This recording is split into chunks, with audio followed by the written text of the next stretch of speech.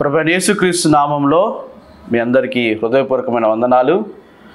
ఆత్మకు జీవాహారము అనే ఈ కార్యక్రమాన్ని వీక్షిస్తూ ఉన్న మీ అందరికీ ప్రభువైన యేసుక్రీస్తు నుండి కృపయు సమాధానములు మీకు కలుగునుగాక. ఈరోజు ధ్యానాంశం కొరకు కీర్తనల గ్రంథము 46వ అధ్యాయము 11వ వచనం చదువుకుందాం. సైన్యములకు అధిపతియగు యెహోవా మనకు తోడై ఉన్నాడు. యాకోబు యొక్క దేవుడు మనకు ఆశ్రయమై ఉన్నాడు. దేవుడు మనకి ఆశ్రయమును, దుర్గమును, దాగుచోటుయు, కేడమును, కొండ, మన ఆదరణ ఆయనై ఉంటూ ఉన్నాడు. మనము ఏ స్థితిలో ఉన్నప్పటికీ కూడా, సంపన్న స్థితి కావచ్చు, లేమిలో కావచ్చు, ఆరోగ్యవంతులుగా ఉండొచ్చు, అనారోగ్యంతో ఉండొచ్చు, ఆత్మీయంగా మరి పతనమవుతూ ఉన్న వారంగా ఉండొచ్చు, లేదా ఆత్మలో ఎదుగుతున్న వారం కావచ్చు. మనం ఎవరమైనా సరే దేవుడు మనకు అండ, మన కొండ, మన డాలు, మన ఆశ్రయము, మన దాగుచోటు. అందుకే ఇక్కడ అంటున్నాడు, యాకోబు యొక్క దేవుడు మనకు ఆశ్రయమై ఉన్నాడు. ప్రతి దినము దేవుడి మీద ఆధారపడాలి. మన స్వశక్తి చేత కాదు, మన స్వశక్తి చేత కాదు, మన దగ్గర ఉన్న సంపదను బట్టి కాదు, మన దగ్గర ఉన్న జ్ఞానాన్ని బట్టి కాదు, కానీ మనం ప్రతిరోజు దేవుడి మీద, మనల్ని కలగజేసిన దేవుడి మీద మనము ఆనుకొని ఆశ్రయించి మనము నిలిచి ఉండవలసిన వారంగా ఉంటూ ఉన్నాం. ఆ దేవుడు మనకి తోడు. సైన్యములకు అధిపతియగు యెహోవా మనకు తోడు. మనకు తోడు. ఎవరు మనకు తోడు అంటే సైన్యములకు అధిపతియగు యెహోవా మనకి తోడు. ఆ సైన్యములకు అధిపతి, ఏ సైన్యానికి ఆయన అధిపతిగా ఉన్నాడు అని చూస్తే మొదటి రాజుల గ్రంథము 22వ అధ్యాయము 19వ వచనము. పరలోక సైన్యమందు ఆయన కుడి పార్శ్వములను ఎడం పార్శ్వములను నిలిచి ఉండుట నేను చూచి తిని.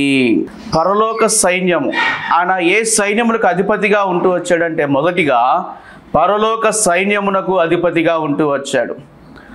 పరలోక సైన్యము ఎవరు అంటే మనకు తెలుసు, దేవదూతలు.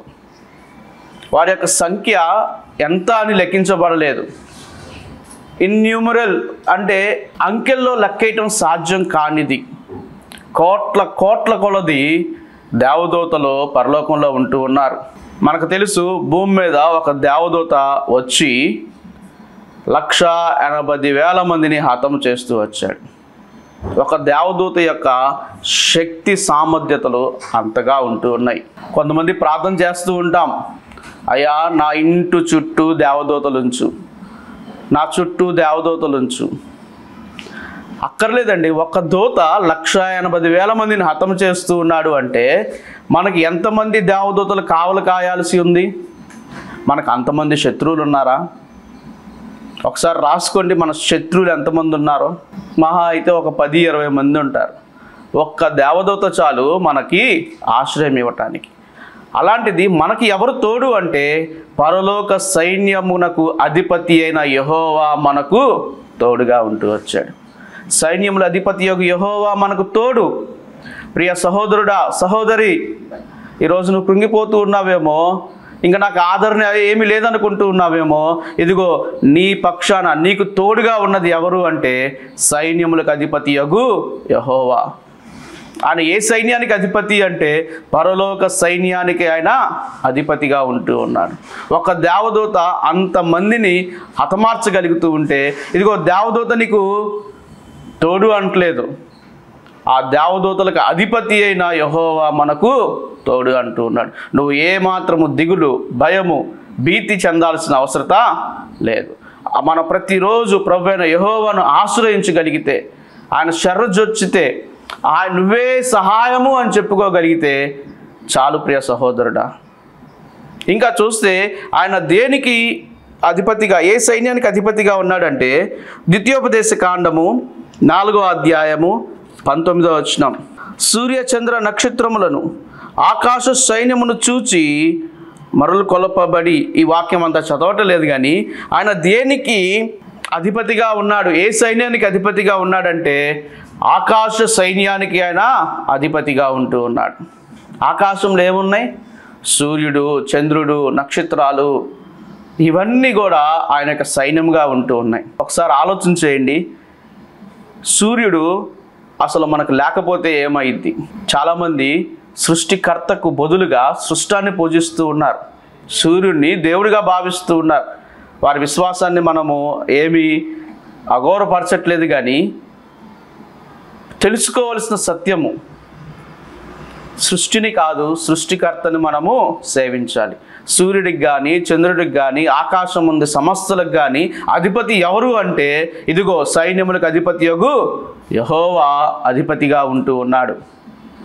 సూర్యుడు లేకపోతే చెట్లు బ్రతకవు, ఫోటోసింథసిస్ జరగదు, వాతావరణంలో చాలా అల్లకొల్లోలం అయిపోతాయి.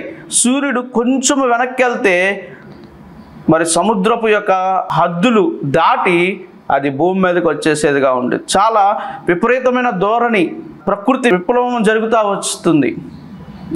అంటే దేవుడు వాటి యొక్క సమయాన్ని, వాటి యొక్క కక్షలో వాటిని ఉంచి అవి ఉదయించడానికి, అస్తమించడానికి దేవుడు ఏర్పాటు చేశాడు.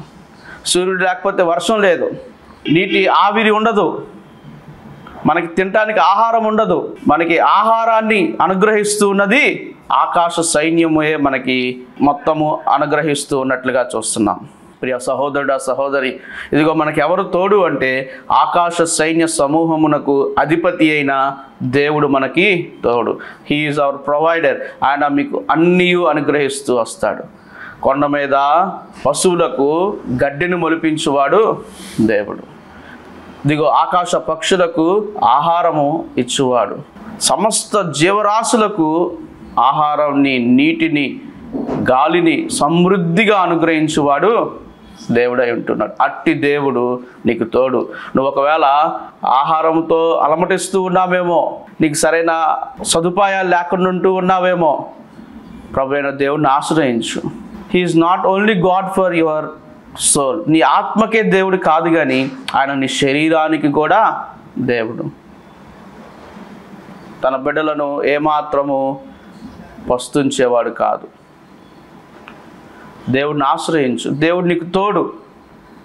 ఆయన మన కొండ, మన కోట, మన దుర్గము, మన దాగుచోటు, మన ఆశ్రయము దేవుడు. ఆయన లేకుండా ఏ రోజు గడవదు. నీకు ఇంట్లో బియ్యం బస్తాలు ఉండుండొచ్చు, కందిపప్పు ఉండుండొచ్చు, నూనె ఉండొచ్చు, అన్నీ ఉండుండొచ్చు, కానీ దేవుని సెలవు లేనిదే నువ్వు ఒక రోజు కూడా దాటి ముందుకు వెళ్ళలేవు. ప్రియ సహోదరుడా, సహోదరి, దేవుడిని మనం ఆశ్రయం చేసుకుందాం. ఎందుకంటే ఆయన ఆకాశ సైన్యమునకు అధిపతిగా ఉంటూ ఉన్నాడు. మూడోదిగా చూస్తే యోవేలు గ్రంథము 2వ అధ్యాయము 25వ వచనం చదువుకుందాం. ఆయన దేనికి అధిపతిగా ఉన్నాడు అంటే అక్కడ చెప్తూ ఉన్నాడు, మీరు కడుపారా తిని తృప్తి పొంది మీ కొరకు వింత కార్యములను జరిగించిన మీ దేవుడైన యెహోవా నామమును స్తుతించినట్లు నేను పంపిన మిడతలను, గంగురు పురుగులను, పసర పురుగులను, చీడ పురుగులను అను నా మహా సైన్యము తినివేసిన సంవత్సరముల పంటను మీకు మరలా నెత్తును.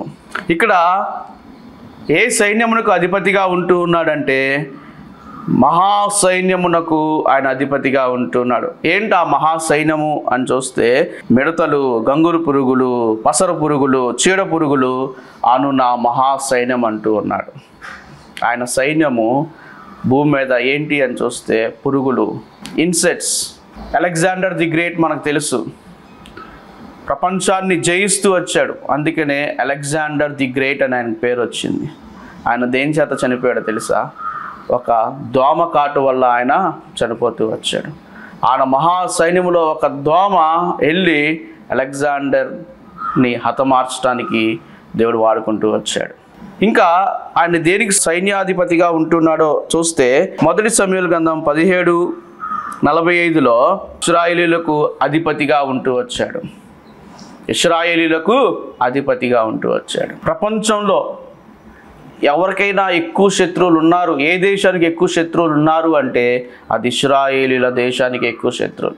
చుట్టూ కూడా శత్రువులు, ఇశ్రాయేలీయుల యొక్క చుట్టూ శత్రువులు ఉంటూ వచ్చారు. ఎప్పుడు ఆ దేశం మీదకి వెళ్ళి ఆ పౌరులందరిని చంపేసి అక్కడున్న వాటిని అంతటిని ఆక్యుపై చేయాలని తీవ్రంగా ప్రయత్నిస్తూ ఉన్నారు. కానీ అది ఎవరి వల్ల కూడా ఇప్పటి వరకు కాల.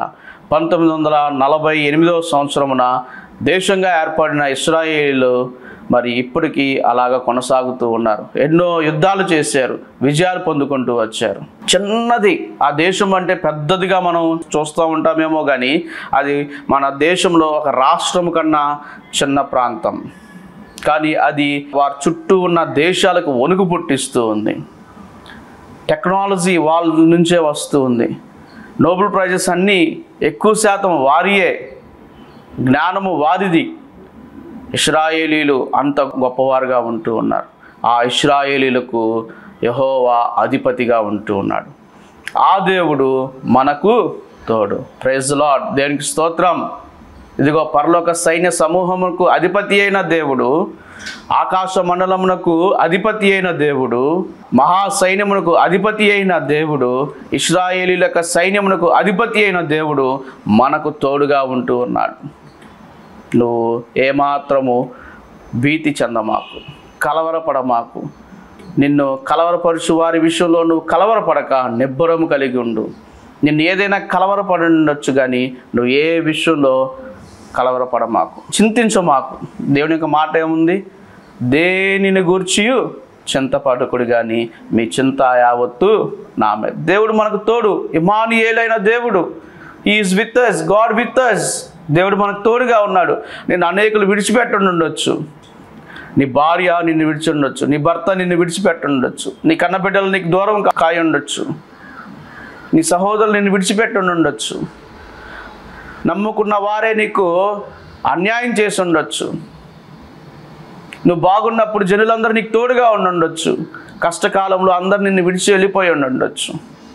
ఇదిగో దేవుడు ఉన్నాడు, సైన్యములకు అధిపతి యొక్క యెహోవా మనకు తోడు. నీకు తోడు, నీకు తోడు, నీ పక్కన ఉన్నాడు. నిన్నేనాడు విడవడు. హెబ్రీ పత్రికలో అంటాడు కదా 13వ అధ్యాయం 5వ వచనంలో, విడవడు ఎడబాయడు. అట్లా తేలిగ్గా చెప్పలా, యాడ్జెక్టివ్స్ వాడతాడు అక్కడ. నిన్ను విడవను అన్న దగ్గర యాడ్జెక్టివ్ చూడండి, ఏ మాత్రమును, నిన్ను ఏ మాత్రమును విడవను. ఎడబాయను దగ్గర వాడబడిన యాడ్జెక్టివ్, నిన్ను ఎన్నడను ఎడబాయను. నిన్ను ఏ మాత్రమును విడవను, నిన్ను ఎన్నడను ఎడబాయను అని ఆయనే చెప్పాను కదా. ప్రియ సహోదరుడా, దేవుడు మనకు తోడుగా ఉన్నాడు. మన అండ, మన కొండ, మన ఆశ్రయము, మన దాగుచోటు. ఎవ్వరూ సమీపించడానికి వీలు లేకుండా నిన్ను కాపాడగలిగిన దేవుడు. ఏ అపాయం నీ దరి చేరదు. అందుకే కీర్తనకారుడు అంటాడు, గాఢాంధకారపు లోయలో నేను సంచరించినను ఏ అపాయం నాకు భయపడను. ఇదిగో నా కుడి పక్కన 1000 మంది పడినను, నా ఎడం పక్కన 10,000 మంది పడినను నేను భయపడను అంటాడు. అట్టి ధైర్యము నీకు ఈరోజు దేవుడు ఇస్తూ ఉన్నాడు. ఆయన పరలోక సైన్యానికి, ఆకాశ సైన్యానికి, మహాసైన్యానికి, ఇశ్రాయేలు సైన్యానికి అధిపతిగా మాత్రమే కాదు కానీ ఆయన ప్రకటన గ్రంథం 5వ అధ్యాయం 6వ అధ్యాయంలో చూస్తాము, ఆయన పరిశుద్ధులకు అధిపతిగా ఉంటూ వచ్చాడు. మనందరికీ, సంఘానికి ఆయన అధిపతిగా ఉంటూ వచ్చాడు. ఆయా భాషలు మాట్లాడేవారు చాలామంది వస్తున్నారు, ప్రకటన గ్రంథంలో చూస్తాం. వారందరికీ, పరిశుద్ధ సైన్యానికి ఆయన అధిపతిగా ఉంటూ ఉన్నాడు. ఈరోజు దేవుడు నీతో మాట్లాడుతున్న మాట ఏంటంటే, నువ్వు భయపడొద్దు, నువ్వు భయపడొద్దు. సైన్యములకు అధిపతి యొక్క యెహోవా మనకు తోడు, యాకోబు దేవుడు మనకి ఆశ్రయం. Praise the lord. ప్రార్థన చేసుకుందాం. మరి ఏవైనా ప్రార్థన అవసరతలు ఉంటే తప్పకుండా మరి కింద స్క్రోల్ అవుతున్న నెంబర్కి మీరు ఫోన్ చేయొచ్చు. మీ కొరకు తప్పకుండా ప్రార్థన చేస్తాము. భౌతికమైన అవసరతల కొరకు మనం ఎదురు చూడట్లేదు కానీ ఆత్మ సంబంధమైన విషయాల కొరకు. ఇదిగో ప్రభు రాబోతున్నాడు, త్వరగా వస్తూ ఉన్నాడు. అమ్మా ఎలారా, సిద్ధపడండి. ప్రభు రక్షణను నిర్లక్ష్యం చేయొద్దు. ప్రభు కృపలో ఎదుగుతూ ఉందాం. మీకు ఆత్మీయమైన విషయాలు ఏమైనా అవసరం ఉంటే తప్పక మీ కొరకు ప్రార్థన చేస్తాం. మీ సందేహాలు ఏమైనా ఉంటే వాటిని నివృత్తం చేయడానికి ప్రయత్నం చేస్తూ ఉంటాం. నాతో పాటు ఏకీభవించండి, ప్రార్థన చేసుకుందాం. ప్రేమ కలిగిన మా ప్రియ పరలోకపు తండ్రి, మీరు మాకు తోడుగా ఉన్నందుకు మీకు స్తోత్రాలు ప్రభువా. మేము ఏ విషయంలోనూ భయపడే పరిస్థితి లేకుండా, దిగులు పడకుండా, చింతించకుండా మీరు మాకు తోడుగా ఉంటూ ఉన్నారు. అయా మేము మీ కొరకు జీవించగలటకు కృప దయచేయండి. మీరు పరిశుద్ధ సైన్యానికి అధిపతిగా ఉంటే మేము పరిశుద్ధ జనాంగంగా ఉండగలటకు కృప దయచేయండి. పాపానికి అయా లోకానికి శరీరానికి దూరంగా ఉండగలటకు కృప దయచేయండి. మీకు హత్తుకొని ప్రతిరోజు మీ మీద ఆధారపడగలటకు, మీరే మా శరణు శరణు శరణు అని మిమ్మల్ని వేడుకోగలటకు కృప దయచేయమని వీక్షిస్తూ ఉన్న ప్రియ సహోదరులందరినీ మీరు దీవించమని ప్రభువైన యేసుక్రీస్తు వారి నామమున స్తుతించి ప్రార్థిస్తూ ఉన్నాం తండ్రి. ఆమేన్. ప్రభుపేట అందరికీ వందనాలు.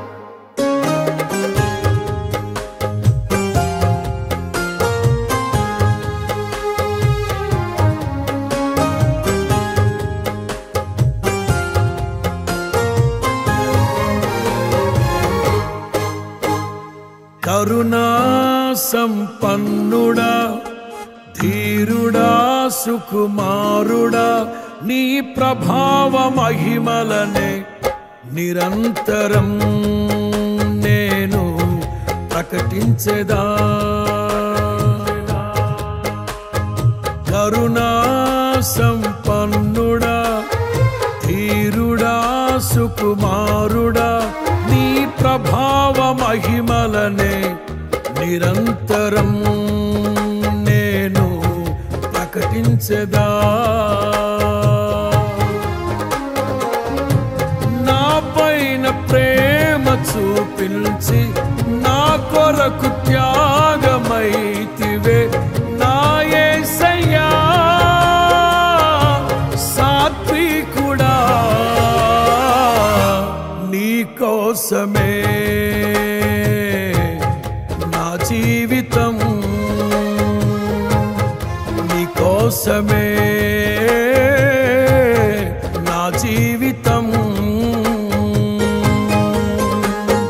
కరుణా సంపన్నుడా, ధీరుడా, సుకుమారుడా, నీ ప్రభావ మహిమలనే నిరంతరం నేను ప్రకటించెదా.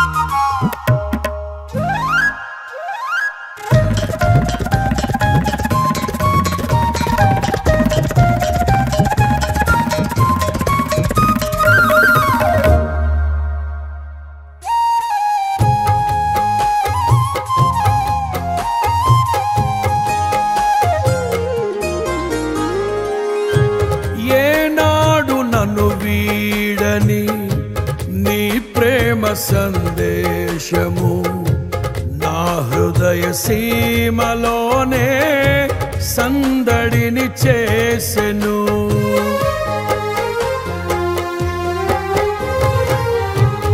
ఏనాడు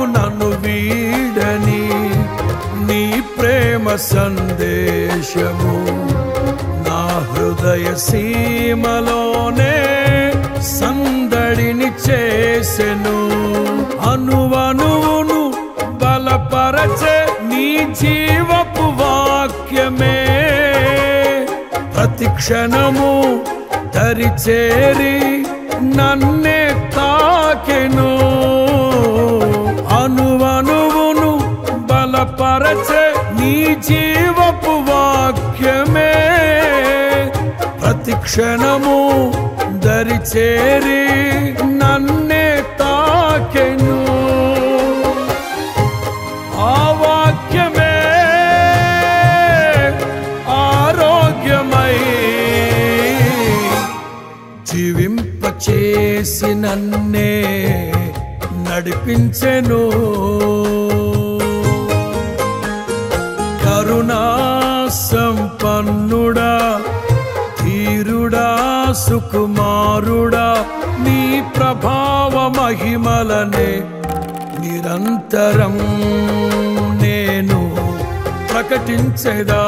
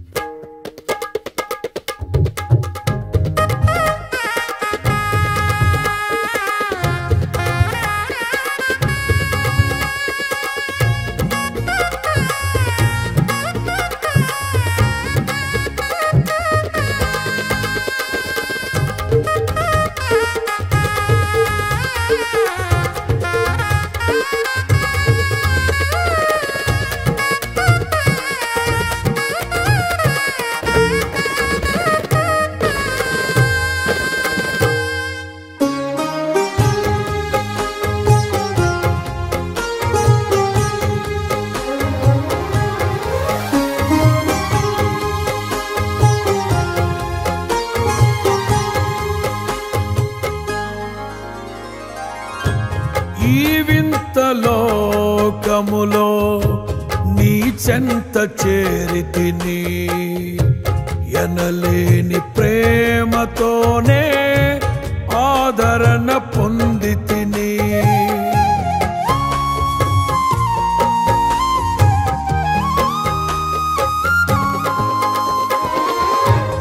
ఈ వింత లోకములో నీ చెంత చేరితిని. ఎనలేని ప్రేమతోనే ఆదరణ పొందితిని. నీ కృపలో నిలిపినది నీ ప్రేమ బంధమే. అనుదినము మకరందమే నీ స్నేహ బంధము. నీ కృపలో నిలిపినది నీ ప్రేమ బంధమే. అనుదినము మకరందమే నీ స్నేహ బంధము. ఆ ప్రేమలోనే కడవరకు నన్ను నడిపించుమా, స్థిరపరచుమా. కరుణా సంపన్నుడా ధీరుడా సుకుమారుడా నీ ప్రభావ మహిమలనే నిరంతరం నేను ప్రకటించెదా.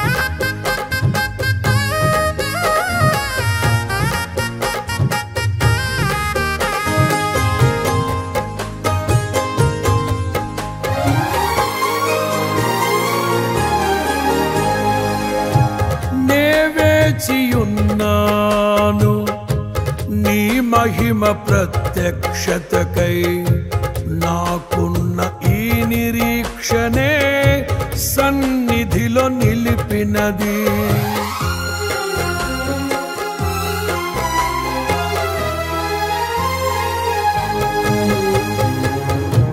నే వేచియున్నాను నీ మహిమ ప్రత్యక్షతకై నాకున్న ఈ నిరీక్షనే సన్నిధిలో నిలిపినది. నా కోసం నిర్మించే సౌందర్య నగరములో ప్రణమిల్లి చేసెదను నీ పాదాభివందనం. నా కోసం నిర్మించే సౌందర్య నగరములో ప్రణమిల్లి చేసెదను నీ పాదాభివందనం. తేజోమయా నీ శోభితం నే పొందెదా కొనియాడెదా. కరుణా సంపన్నుడా ధీరుడా సుకుమారుడా నీ ప్రభావ మహిమలనే నిరంతరం నేను ప్రకటించెదా. నా పైన ప్రేమ చూపించి నా కొరకు త్యాగమైతివే నా యేసయ్యా సాత్వికుడా. నీ కోసమే నా జీవితం, నీ కోసమే నా జీవితం.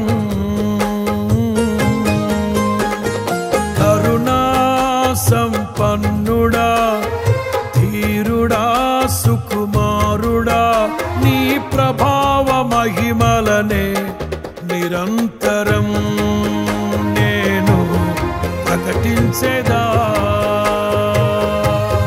నిరంతరం నేను ప్రకటించెదా.